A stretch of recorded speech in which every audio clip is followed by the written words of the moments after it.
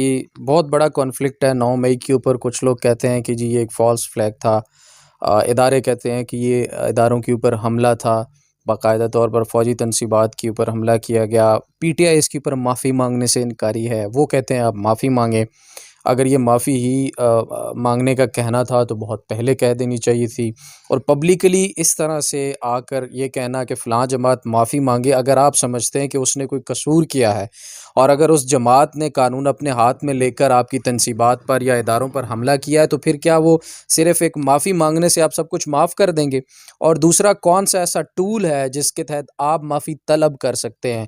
کون سا ایسا ٹول ہے جس کے تحت آپ معافی دے سکتے ہیں اگر وہ مانگ بھی لیں؟ تو قانون میں ایسی کوئی گنجائش جو ہے وہ ہمیں نظر نہیں آتی. پھر مذاکرات کی بھی باتیں ہوئیں، اس کا بھی کوئی مینڈیٹ میرے خیال میں اداروں کے پاس نہیں ہے. ادارے ایک ضرور حصہ ہیں ریاست کا، لیکن ظاہر ہے کہ پھر حکومت کے تحت